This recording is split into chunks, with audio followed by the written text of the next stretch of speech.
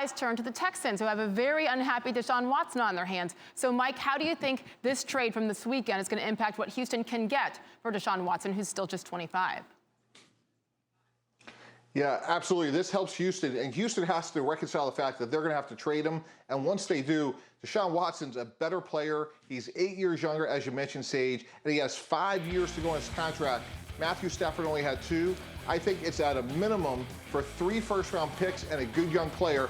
And one of the teams we've been talking about, the New York Jets, where they have 4 first-round picks over the next 2 years, I would trade 3 of those 4 to Houston.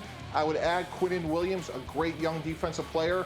And if I was Houston, I would take that package, and I think that would be a win-win for both teams, and the Jets would have a franchise quarterback. And the Houston Texans could have a franchise quarterback. Second overall pick, they can get Justin Fields, Zach Wilson, one of those quarterbacks coming up in the upcoming draft. The price tag's going to be a lot, Swagoo, but the Texans have said it. He's under contract. They have zero interest in trading Deshaun Watson. So how could this complicate matters for both the player and the team?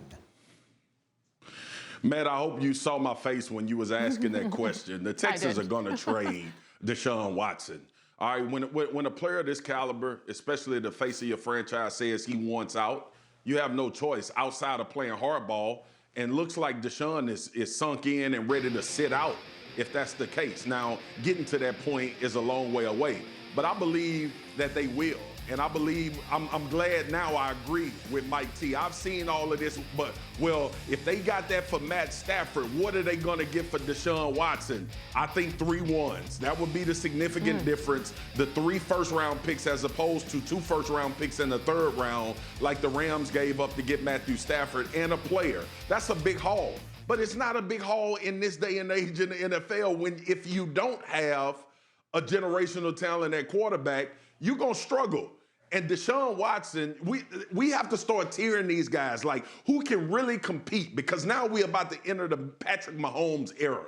So you have to ask yourself as an organization and a franchise, the guy that we have behind center, is he good enough to overcome certain situations in order to beat that guy? And Deshaun Watson has shown that he has that ability. Very few guys in this league have that ability. So I imagine the price is steep, but I think it's 3 firsts and a good player like Mike T said. And that's not really that much when you think about what the Rams gave up. That's not a significant difference in my opinion. How about this question? Is Jimmy G that generational player? Don't answer right now, but our insider coming up is going to tell us the latest about the Niners' interest in Deshaun Watson. Look at Marcus. Stay tuned for that. Thanks to you both. Jimmy G, that poor guy.